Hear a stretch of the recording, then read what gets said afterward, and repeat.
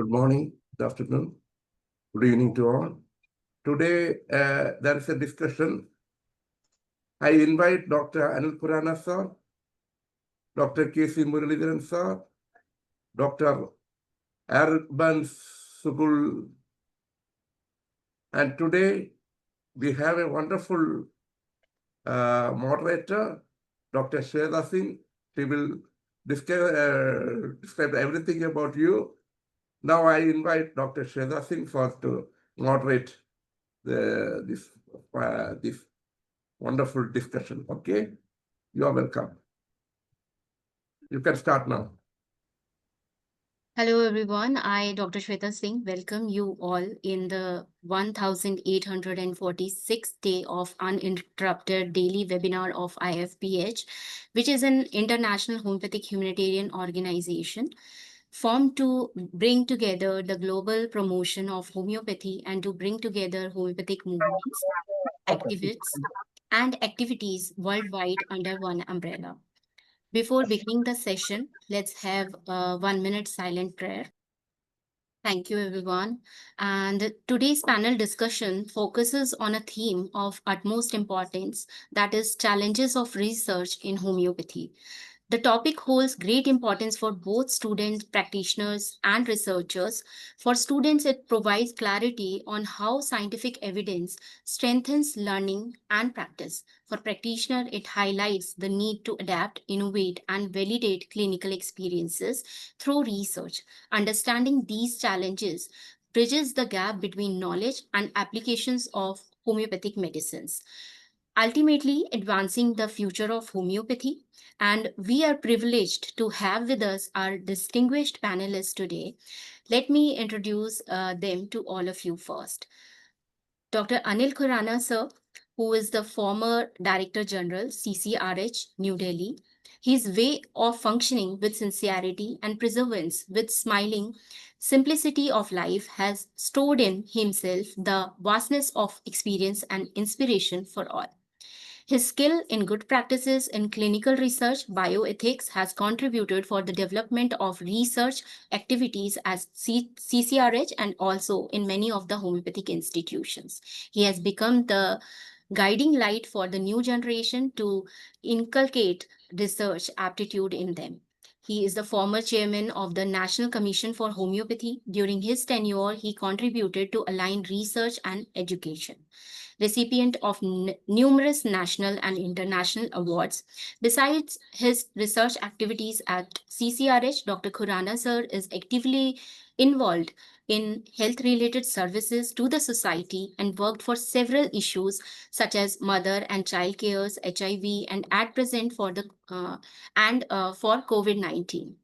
Our next panelist is Dr. K.C. Muralidharan sir, who is BHMS from Mahatma Gandhi University, Kerala, MD from Maharashtra. Currently, he is the Assistant Director Homeopathy and Scientist for and Admin in charge of Central Council for Research in Homeopathy, New Delhi. Worked under different projects like behavioral disorders, mental retardation, and psychosomatic disorders, and HIV, AIDS, etc. He is the author of many national and international peer-reviewed journals. Our next panelist is Dr. Anirban Sukul, who is BHMS, MSc Zoology, and PhD. He is director of Sukul Institute of Homeopathic Research, Kolkata, India, editor of Clinical and Experimental Homeopathy, author of numerous research articles published in international and national journals, and a book published by Kluwer Academic Publishers, the Netherlands. He has lectured on homeopathy in 14 countries across Asia, Europe, UK, and USA. He has been conferred the Junior Scientist Award India, Lifetime Achievement Award Bangladesh, Gold Medal Award UK, and many more. Recently, he was nominated for the Excellence in Integrative Medicine Research Award by the European Society of Integrative Medicine. So these are our panelists. I welcome all of you. And now let's begin the discussion with Dr. Khurana, sir. Considering the ongoing debate around the scientific basis of homeopathy, it is essential to explore novel ways to investigate its underlying mechanism. My first question to you, sir, Given that homeopathic remedies are ultra dilute, what innovative experimental models can be used to study their mechanism of action at a molecular or biophysical level? Thank you, Sweta. And am I audible? Yes, sir. Okay, thank you. Thank you, Dr. Sani, for inviting me here for this IPH talk, especially on this panel discussion. And this topic has been very core to my heart in the sense that I've been working on this fundamental basic test for more than 20 years in CCRH. And we understand what kind of difficulties we are facing at this point of time because of this mechanistic aspects of homeopathic medicine. Now, there are so much of challenges in taking up research, especially in the fundamental aspect. In the sense that homeopathic medicines are highly ultra dilute and they cannot be explained in terms of known laws of physics and chemistry. So they are way beyond the dilution factor, which is known in chemistry, that is Avogadro limit. And in that way, there's no existence of molecule which is expected, not to be expected in the high dilution, how these medicines are working actually. So in that way, mechanistics are a little difficult aspect when we talk about homeopathy. And that's why when we started exploring on fundamental basic research in CCRH at that point of time, in the year 2004 or 5, when the article in Lancet was published denouncing homeopathy as mere placebo. So that was basically a big jolt on the part of homeopathy, that such a big journal is publishing now an article against homeopathy. So we started working on these aspects. And as you have asked, what kind of approaches have to be taken up for explaining homeopathy, how does it act, what are the mechanism of action, and what are the pathways of action. And there's a long journey from 2005 onwards till the last year. More and more such studies have been taken up in collaboration with the Institutes of Excellence. And the first thing we started working on was first to find out whether these medicines are not mere placebo or they are more than that. So in that way, we started working on some biological models. That is the first step, which we wanted to first prove that these are not simple mere placebo. And then moving on to the mechanistic aspect. So very simple experiments of petri dish model laboratory experiments were taken up, whether homeopathic medicines are anti-infective, whether they can kill the bacteria, viruses, or they can inhibit the growth of those viruses. And if they are doing, they are not placebo, means we have to have active and positive and negative controls while taking up such studies. All those experiments have been published in different journals. And we were convinced after a lot of experiments, there is a decided biological effect of homeopathic medicine. And it cannot be said that these are simply placebo effect. Because we had a control of vehicle control also, we have a control of other comparative models like for antifungal effect, we had used ketoconazole and many other known antifungal agents, even antibiotics or even antiviral. Those kind of studies have been taken up. Now, after convincing ourselves that these have a decided biological effect, homeopathic medicines, we moved on to the next step of mechanistics actually, which we are asking now. What are different experimental models which we can take up for these mechanistic aspects. And we did looked into the literature review at that point of time. Many such articles have been published in the past. From Indian side, we know Dr. Khuda Baksh, who have been doing a lot of work to actually explore this aspects of homeopathic medicines. And he proved that homeopathic medicines, like for arsenic toxicity, they are in endemic population, and more people are consuming those arsenic to their water source. And there's a kind of a genotoxicity which is coming up to the population, and people are suffering from different kind of problems. And he did experiment on mice by creating a arsenic toxicity status, and then saw the effect of arsenic 30 and 200C, how these are actually removing those toxic condition into from the mice, and which epigenetic aspects which he worked upon, and he could prove that potentized arsenic reduced arsenic-induced genotoxicity in mice. And he even looked into the chromosomal aberrations, even mitotic index and sperm head anomaly also, which are usually induced by this arsenic toxicity. So these articles have been published in international forum.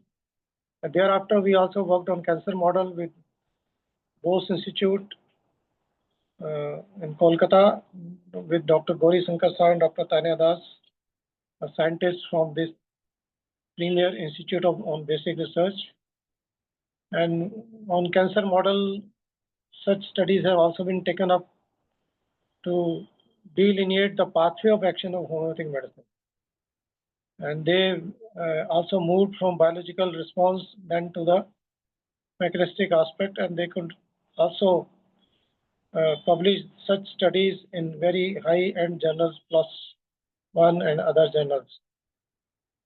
So these studies also came out with some kind of a suggestive way that yes, homeopathic medicines are actually in cancer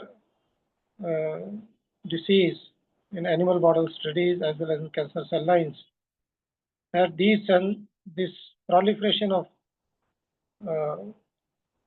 cancer cell lines would be halted by inducing a P53 stimulation through different enzymatic activity, which has been resulted into this apoptosis by P53 gene upregulation. That stimulation of P53 actually, and they have confirmed it through by knocking out that P53 from the cell line, that these our medicines were not working. So a mechanistic aspect has been worked upon, and for different cancer cell lines, different upregulation models have been worked out for lung carcinoma, breast carcinoma, and other tumors. So these have suggested a different pathways of actions as well as different models which can work upon. Although there are so many of theoretical models which are known into the scientific world, when we started exploring the literature, you say we have been working on the hormesis model, and such studies have been published on hormesis, water memory by Benveniste, and even electromagnetic signaling pathways by Luc Montagnier. He has suggested one of the hypothetical, although he has not worked directly on homeopathy, but he used samples on diluting DNAs, bacterial DNA, and he proved that yes, electromagnetic pathways are there with homeopathic medicine. They might be emanating that electromagnetic signals, which actually through teleportation they can regenerate even bacterial DNA. Those kind of models have been worked upon by our premier scientists, and this is the summary which I could tell you on what kind of models or other different pathways which we can work upon, different kind of approaches which can be taken up. And let's move.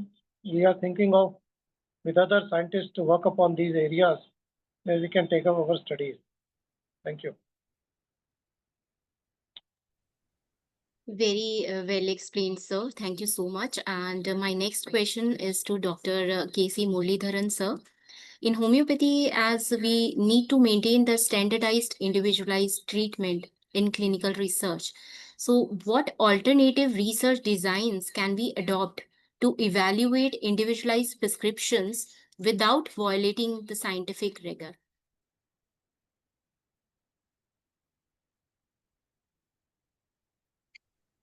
Good evening, everyone.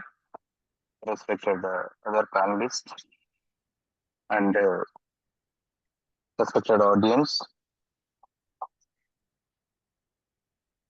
Regarding this panel discussion on this individualized prescriptions without violating the scientific rigor. So that is the question asked by Dr. Sweta. And my assumption is that whether we need an alternative methods for this. So that is the first question we should ask, because why we need an alternative designs, because all the designs are already available in the domain, and why we need another domain in this research. We are assuming that we need a separate domain or alternative domain. It is because we are thinking that it's an individualized medicines, and we are evaluating the individualized prescriptions, and it is purely personalized medicine. So we think that actually in such conditions we don't get because it may not go with hand in hand with RCT, randomized controlled trial, or with the set guidelines of the international guidelines of the research. But when we are looking into the data, randomized controlled trials,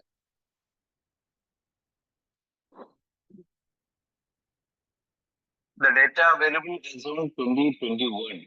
So we have completed almost 148 trials on 88 different medical conditions. That is in double-blind placebo-controlled trial, which we have completed. And the total number of randomized controlled trials, which we have conducted, is around 255 RCTs, which we have completed. So we are going ahead with all these randomized controlled trials. And again, whenever we are doing randomized controlled trials, again, we need to have some sort of issues with single prescriptions or individualized prescriptions of personalized medicine. It is, I personally believe that it is our mistake to choose the right design for the right study. Generally, we don't select the right design for the right studies. So that's why we don't get a right result or right outcome.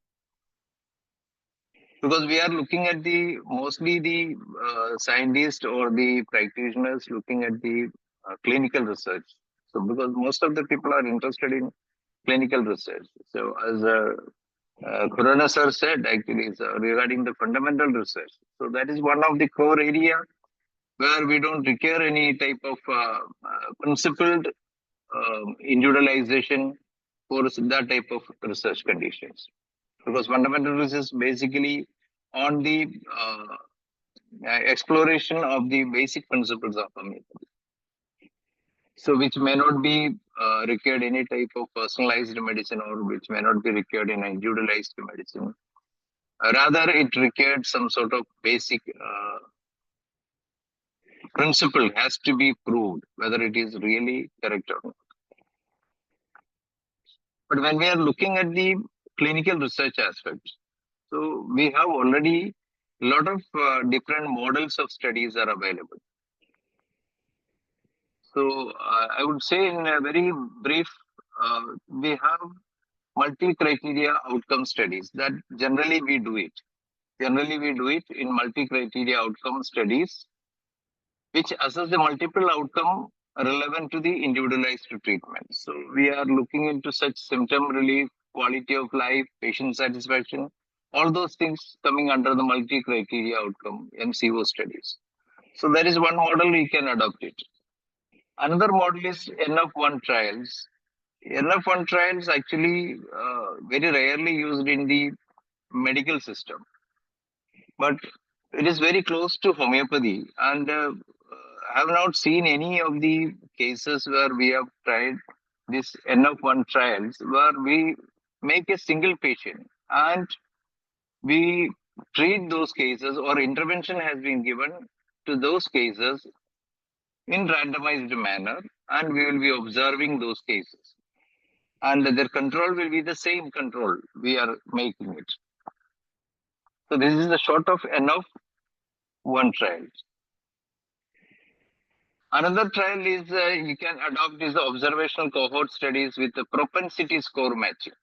Again, you are creating some control of artificial control into this observational cohort studies, which is one of the ideal model for homeopathy area of clinical trials. And other studies like patient preference trials, then adaptive clinical trials. So adaptive clinical trials actually, it is a trial designed to allow modification to study protocol based on the accumulating data. Because in between you can change the study protocol based on the what is the outcome we are getting it. Generally, this type of adaptive model is applied in the epidemic research. So same method we can adopt it. So this type of model we can adopt it. Another model is the multi-cohort longitudinal experimental MCLE designs. So this is generally we do it. Then some qualitative research we can do it, having focus group discussions and making some interviews and other things. Then you can have a participatory research approaches. You can make it where the engagement of the patient and practitioners can be made and make some outcome on that. So these are the few models already available in the research, and explore such research, because we are concentrating only on randomized control trials or some sort of a specific we are very familiar with that. So in order to make a different track of research interest, so we should try all those models. Accordingly, we can achieve our targets. So there is no specific model is required, but the models are available everywhere. Only we have to conceive those models and create our own protocol. Thank you. Thank you so much, sir, for so clearly explaining research designs that preserve scientific rigor while maintaining the individualized essence of homeopathy. And my next question is to Dr. Anirvan Sukul, sir. So, what large-scale epidemiological methods can be adopted to assess homeopathy's role in community health improvement? Yes, good evening, everybody, and good evening, Dr. Sweta. Good evening, sir. First of all, I like to thank all the participants, all the speakers for taking part in this excellent session that has been chosen as a topic that the researchers challenges in the homeopathic research. This is remarkably a challenge, of course, and it's a very deep-rooted challenge, whatever I can say, as far as basic research is concerned. Yes, of course, we have overcome, but I think before coming into my topic, I think you asked something. Can you please repeat? Did you ask me something, Dr. Yes, Sweta? sure. So my question is, what large-scale epidemiological methods can be adapted to assess homeopathy's role in community health improvement? Large-scale epidemiology. Okay.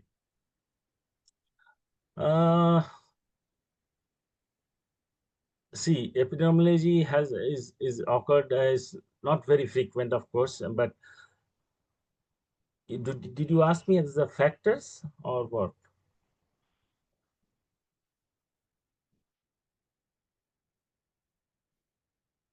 Sorry, I can't hear you. Sir, epidemiological methods that can be adapted to assess homeopathy role in community health improvement.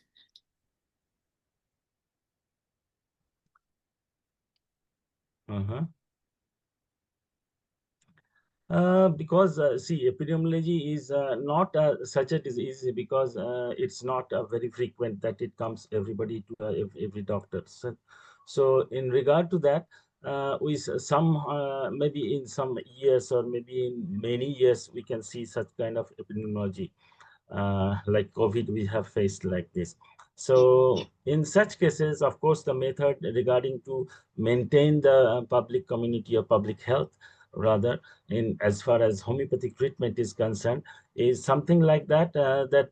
There are some methods. If I take example of COVID-19, so there are some methods of that epidemiology because COVID-19 is a new to us or everybody.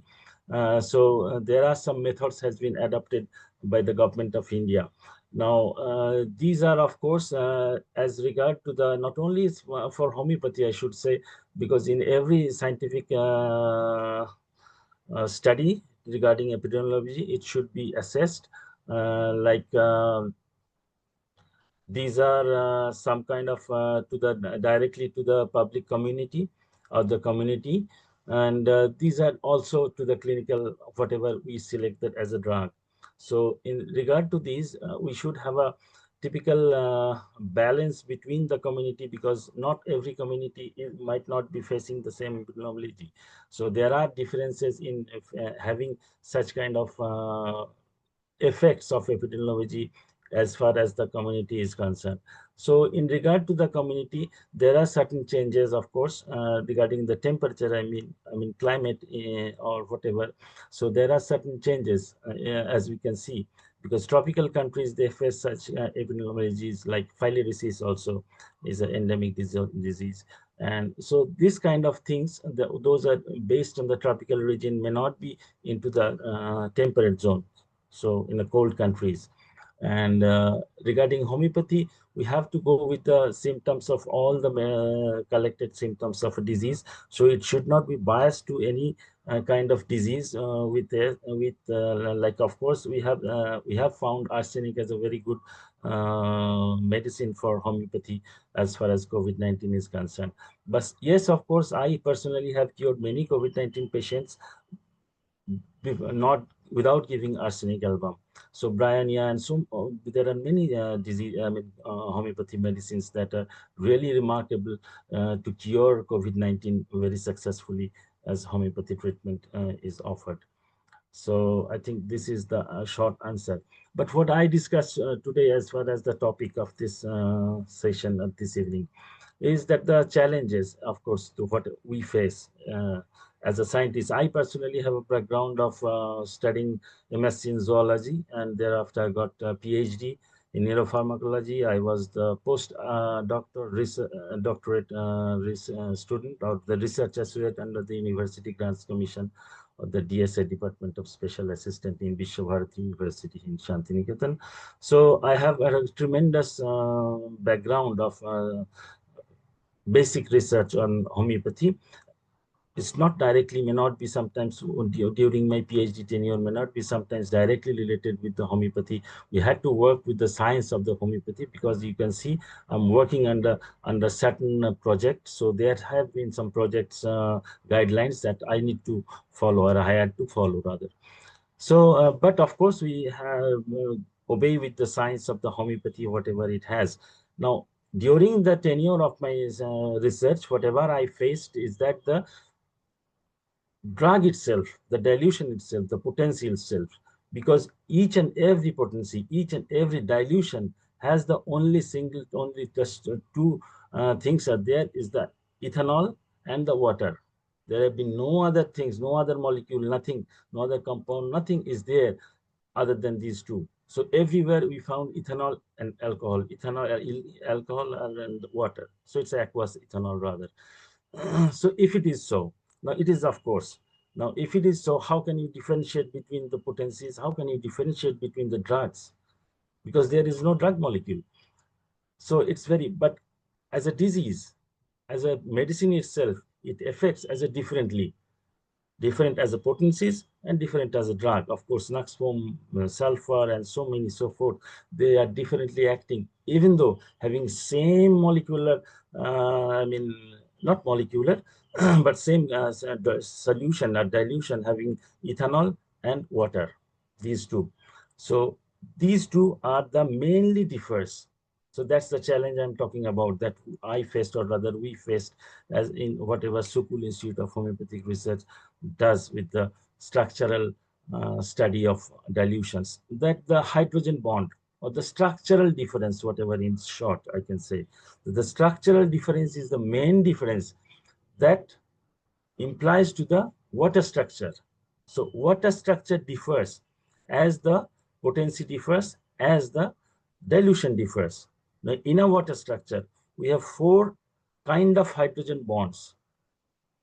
It's a hydrogen bond networks, hydrogen number of hydrogen bonds, hydrogen bond structure or the strength, and the hydrogen or the non-hydrogen bonded water or the free waters, whatever we say, what we say. So these are the 4 different, things we can get into a dilution or any solution of aqueous ethanol. So these we get. Now the structure differs in either of these 4. So it's not always in sulfur 30 or not always in Naxphom. Maybe differ with the number of hydrogen bonds, in somewhere in the strength of the hydrogen bonds. So this is being differed. Now, as these 4 structures, either of these 4 items have been differed, as the potency changes, as the dilution changes, so it differs from the dilution to dilution or potency to potency. Now, this is a big challenge. It's not very easy, whatever the way I tell you. It's but we have there are a certain kind of instrumentations or the spectroscopical study that can only understand the difference between the hydrogen bonds or all these. So these differences can only be seen with the spectroscopy studies. Now, whatever Sukul Institute is engaged with the Raman spectroscopy and IR spectroscopy or infrared spectroscopy, and also fluorescence spectroscopy. Now, Raman spectroscopy has got mainly or basically the vibrational effect, the change in the vibrational of molecules. I'm talking about in a dilution or a potency, whatever. Now, this detects, the Raman spectroscopy only touches or only detects the vibration of molecules. So the vibration, in other words, the vibration of molecules changes as the potency changes or the dilution changes. So if you go for a dilution run with a Raman spectroscopy, you will find the changes in the vibration of the molecules. So thereby, you can understand, oh, this is sulfur 30 and this is Naxphom 30. Only being the 2 molecules, I mean carbon and hydrogen and oxygen, these are the 3. So they are the change, but the hydrogen bonds, oxygen and hydrogen, these are the bond hydrogen bond, that it differs with the vibrations. Now, if it comes with the fluorescence spectroscopy, though if you see separately oxygen or say separately now hydrogen are not a fluorescent material, so they are not fluorescent. But a Chinese group of scientists, they have recently discovered, is a remarkable discovery, what we believe, is that if hydrogen and alcohol and water joins together, then it gives you the fluorescence. Nor alcohol, neither the water is a fluorescent material. But if they join together, if they come together, they will give you the fluorescence. So thereby you can detect the fluorescence of these dilution or the fluorescence of the potency. The fluorescence can be detected or determined by the fluorescence spectroscopy, like what I said, that infrared fluorescence spectroscopy. So thereby it can be different with the sulfur or Nax or the other homeopathy medicines and the potencies. So these are the basic challenges as far as the basic research is concerned. Now, of course, there are a lot of things, clinical aspects. What I believe is not that much being challenged, or researchers who have been engaged with the clinical research are not facing a lot of these challenges. But of course, as a scientific field, because you have to answer in a scientific world, you have to publish your paper, good scientific paper. Non-homeopathic scientific paper is of course preferred because it's a science. So when you publish in a non-homeopathic journal and come into this with this data, a lot of questions will be asked to you. So you have to go through all the questions very correctly and with all the proofs that we have the data that have been found during the spectroscopical studies. So these are the challenges, of course, we are fitting. Sukul Institute has partially been done with this, differentiation between the potencies or the differentiation between the dilutions. And of course, there are a lot of things to do, and it's a big interest of all the scientists. They are working with this high dilution pharmacology. So that has been a great way to go further. And I believe that in next years or so, these things are the kind of hydrogen bonds will be exactly pinpointed to go further into the differentiation of potencies or the dilutions. So thank you very much for your patient hearing, and I'm thankful for inviting me. And I really thankful to Dr. Sahani, who has been organizing such kind of seminars for so many years. I think even in COVID days, I spoke to this evening. So thanks once again. Thank you so much, sir, for your valuable experience sharing and for highlighting the basic challenges we face in homeopathic research. Now, my next question is to Dr. Khurana, sir. Sir, how can we ensure reproducibility in laboratory research on homeopathy when ultra dilutions are highly sensitive to preparation methods? Yeah, it's quite a sensitive area in the sense that standardization of homeopathic preparation is a little variable, and they differ from pharmacopoeia to pharmacopoeia. US pharmacopoeia, European pharmacopoeia, or Indian pharmacopoeia. There are small differences in preparation of homeopathic medicines. Yes, they are sensitive in that way. So reproducibility is an issue. That will bring only laboratory or bench side studies. It's not difficult to reproduce those studies. You have to have a proper controls, and every time you can work out with different kind of preparations. From batch to batch, variations are there. Sometimes there are contaminations in the preparation stage, or there could be a microbial contamination, or even dust particles, they may enter into those medicines. So they do bring on some kind of different kind of effects. Yes, standardization of preparation of homeopathic medicine is a core area where we have to work a lot, in the sense that if you want to replicate the study and you desire that same kind of effect should be seen every time, then you have to standardize those processes. Experimental models are already standardized. There's no difference between them. You can antiviral effect or antibacterial effect you want to see on a laboratory model or animal model. The models are standardized. The only thing, the quality of preparation, the quality of medicine. Every time, the next time when you want to reproduce that same medicine in a different model or at a different study center, you have to see that medicine which you have received is actually same.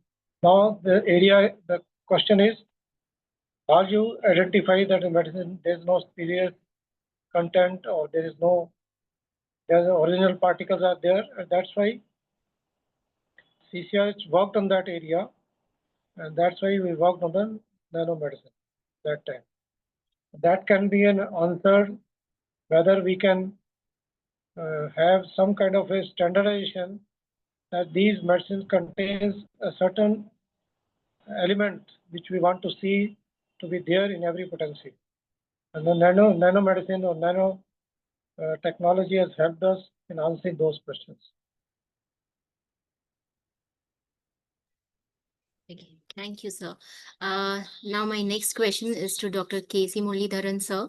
Sir, how can a patient-reported outcomes and qualitative symptom analysis be integrated into evidence-based frameworks?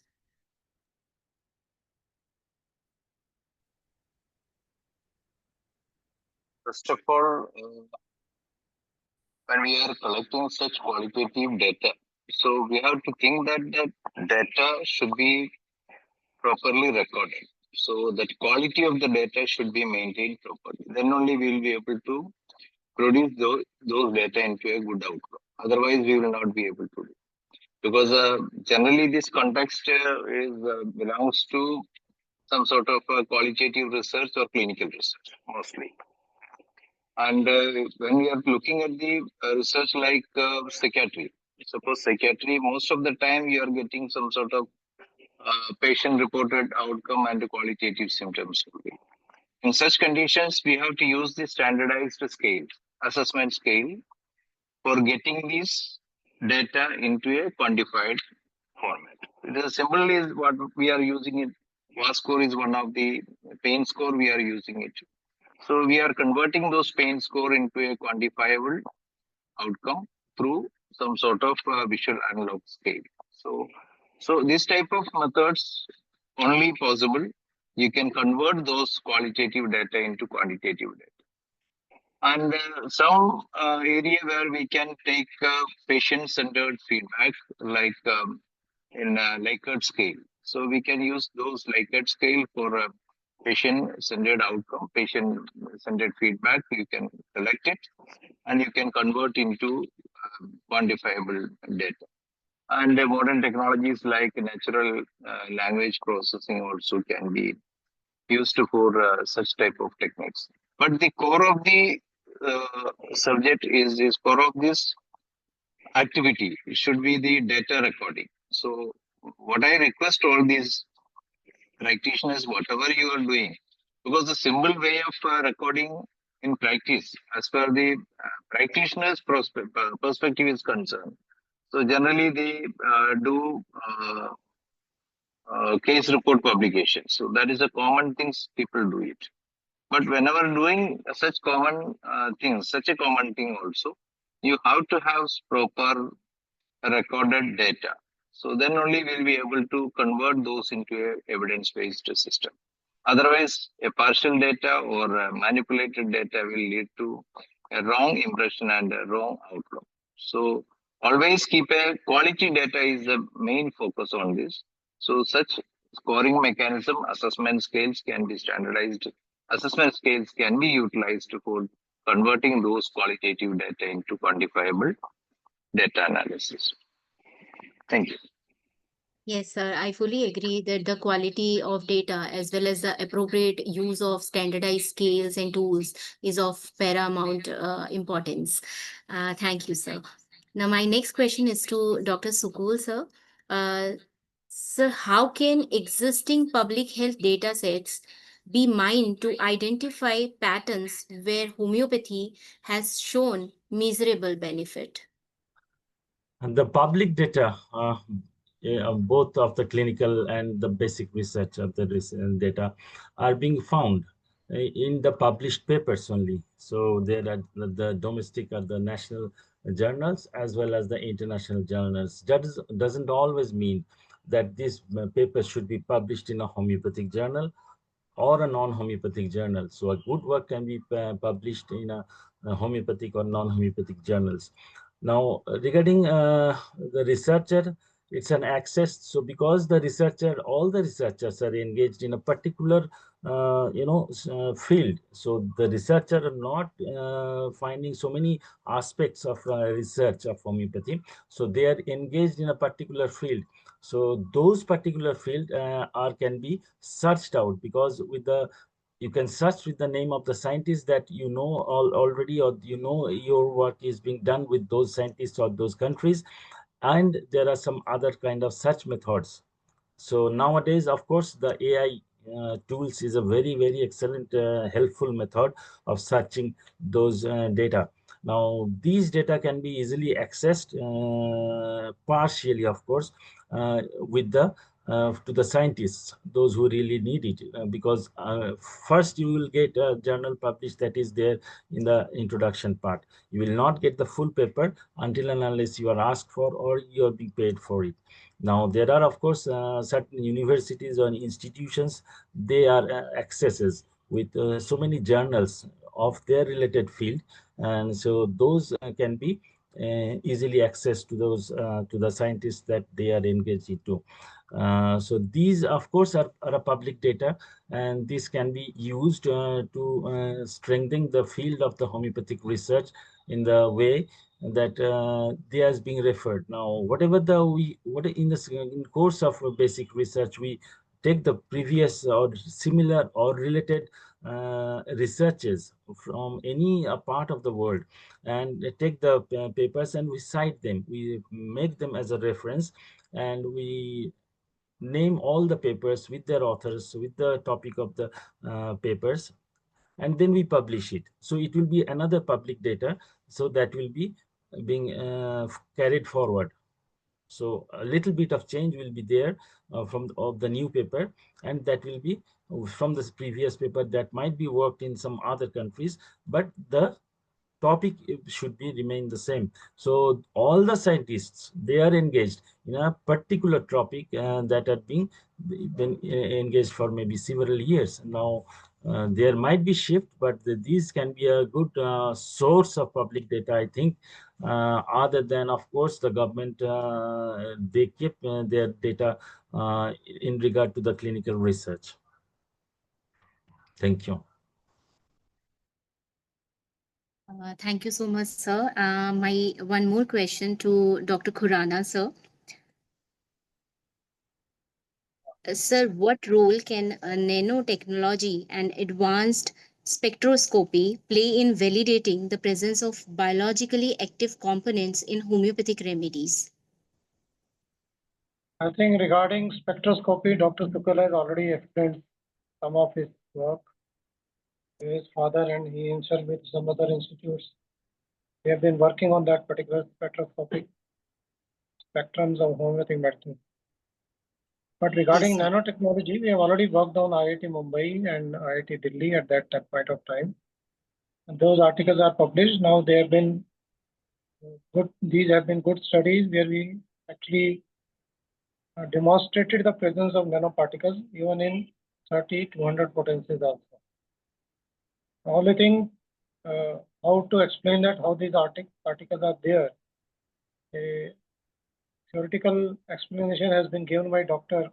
Galare in his article also regarding the preparation of these development of these nanoparticles which travel from one potency to another because of the surface tension and bubbling effect which comes out because of this potentization or attenuations. So, and that is when the particles, they travel to the surface, they are taken up to the next part of the potency. When we take one part from the previous potency and 99 parts of the vehicle control. So in that way, we have demonstrated how these particles, they collide with each other, they reduce in size, and they become nano-sized. And these nano-sized particles are even, we could find, even we could quantify them also in 200 potency. And I think 1500 ml, he could demonstrate that there is some picogram of particular medicine. He worked on metals basically, zincomet, aromat, and argentum metallicum, zinc, metallicum, all those medicines he has worked upon. This article is in public domain, and any reader who is interested to see. And this nanotechnology is going to reshape homeopathy. These kind of studies are replicated in other labs where they can also demonstrate that these nanoparticles are there. And that's why the second question which you asked about the reproducibility, that is quite pertinent in the way that, yes, homeopathic preparations have to be standardized in terms of availability of those nanoparticles, how much quantities are there, that active component for which we are looking towards the action of homeopathic medicines, whether they are there in our high dilutions, and that action can be demonstrated through those. When you can tag those nanoparticles with some radioactive substance, then look into the active transport of those materials to the target organ or the target cells at that point of time. But first of all, with this nanotechnology method, if these homeopathic medicines preparation is converting these original substance into a nano-sized particles, and they are available in 2 these kind of studies have to be replicated and reproduced, and that will make a big change, and that will bring a lot of scientific acceptance in homeopathy that these are not mere placebo, they have some biological active substance in high potencies. Thank you so much, sir. My next question to Dr. Muralidharan, sir. Sir, what strategies can address the challenge of small sample sizes and long follow-up periods in homeopathic clinical research? So my another question is why you are asking for a small sample size? That's the question. Because when we are conducting a research, so we will be deciding this sample size as such, always. And what I am talking about this, when we are discussing about this small sample size, generally this happens with rare disease conditions where we are not going to get any sample size as such. In such conditions, we don't do any RCT, randomized control trial, because we are not going to get any type of outcome on, because we are not going to get the required sample size for a particular condition. Even for exploratory also, we will not get such sample size. It is a rare disease, maybe 1 million, one patient or in a million population. So, which is not possible. So we have to depend on the experience of these case reports, whatever published available. That is the thing. And secondly, regarding this small sample size and long follow-up period in homeopathic clinical trial. And long follow-up period is always a issue for any type of research conditions, because we will be mixing up with a lot of other data, because the patient, even geographical changes also can influence his outcome. Even the patient data, his basic data also may change. His height, weight, all other things will be changing in a long-term effect, actually. So, but we can go for some Bayesian statistical method. So you have to think about the different statistical method for that. Rather than in a small sample size, we could conduct some research and getting something. And another issue with the small sample size is that actually there are a lot of underpowered studies will be coming out. So the studies will not be having that type of rich power to disseminate those data, because ultimately what is happening when there is a power of study is going down, definitely it is going to affect the outcome. Okay, so it is going to affect the outcome and it is giving a false positive result mostly, because the power of the study itself is not up to that mark. In such conditions, when you are going for some sort of meta-analysis and other things, definitely will not be getting a positive findings. You can see that there are studies related to, you can say, it is because of some sort of wrong selection of the medicine is also. That is one of the component we are not getting the actual outcome of research studies. These are some of the challenges actually out of this context. I am telling some of the challenges we are getting.